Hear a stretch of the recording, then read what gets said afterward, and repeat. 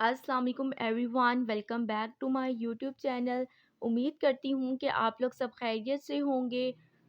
आज हमारा इलेक्ट्रोथेरेपी का नेक्स्ट लेक्चर है जिसमें हम लोग डिस्कस करेंगे लो फ्रीक्वेंसी करंट के बारे में।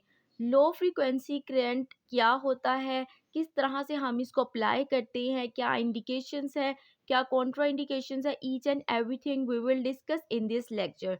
वीडियो स्टार्ट करने से पहले अगर आप मेरे चैनल पर न्यू हैं तो मेरे चैनल को सब्सक्राइब कर लें और बेल आइकन का बटन प्रेस कर लीजिएगा ताकि मेरी आने वाली तमाम वीडियोस के नोटिफिकेशन आपको मिलते रहें।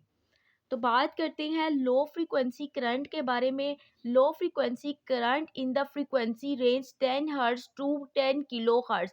जो लो फ्रीक्वेंसी करंट का रेंज जो है फ्रीक्वेंसी का वो 10 हर्ट्ज टू 10 किलो हर्ट्ज है। ये बहुत इंपॉर्टेंट एमसीक्यूज है जो पेपर में आपको आ सकता है।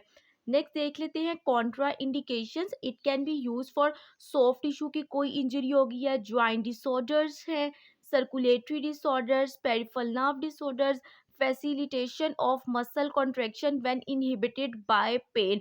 मसल को कॉन्ट्रैक्शन करने के लिए भी हम लोग अप्लाई करते हैं अगर मसल जो है इनहिबिटेड हो जाए बाय पेन। री एजुकेशन ऑफ मसल एक्शन, अगर पैरालिसिस हो गया है, स्ट्रोक हो गया है, किसी भी न्यूरोलॉजिकल डिसऑर्डर की वजह से मसल जो है अपना एक्शन परफॉर्म नहीं कर पा रहा, देन हम मसल की री एजुकेशन के लिए भी इसे अप्लाई करते हैं। Training a new muscle action, muscle को ट्रेन करते हैं। Neuropraxia of a motor nerve, ये नर्व की इंजरीज वगैरह में भी लगाते हैं। Venous and lymphatic drainage, reduce formation and loosening of adhesions, जो एडहेजन्स बन जाती हैं उनको भी लूज करने के लिए हम इसे अप्लाई करते हैं। नेक्स्ट देख लेते हैं कॉन्ट्रा इंडिकेशंस। कौन सी ऐसी कंडीशंस हैं जिसमें हम लोग लो फ्रीक्वेंसी करंट को अप्लाई नहीं कर सकते। तो उसमें है पेशेंट विद पेस मेकर, जिन पेशेंट्स को पेस मेकर लगता है, हार्ट का कोई प्रॉब्लम होता है, lumbar and abdominal area of pregnant womens, lumbar और एब्डोमिनल एरिया पर नहीं लगाना प्रेगनेंसी में, हार्ट और ब्रेन इश्यूज कोई भी या पोटेंशियल मलिग्नेंसीज है, कैंसर है, इंटीरियर सर्वाइकल एरिया पर ओपन स्किन है, ओपन वाउंड है या ब्लीडिंग हो रही है, उस जगह पर इन्फ्लेमेशन है, तब भी हमने लो फ्रीक्वेंसी करंट को यूज़ नहीं करना उस एरिया पर। Body bony area, skin lesions, infection, loss of sensation, thrombosis, superficial metal.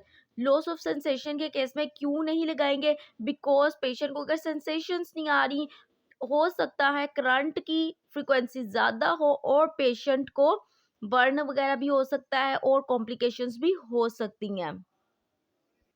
ये रहे इंडिकेशंस और Contra indications about low frequency current.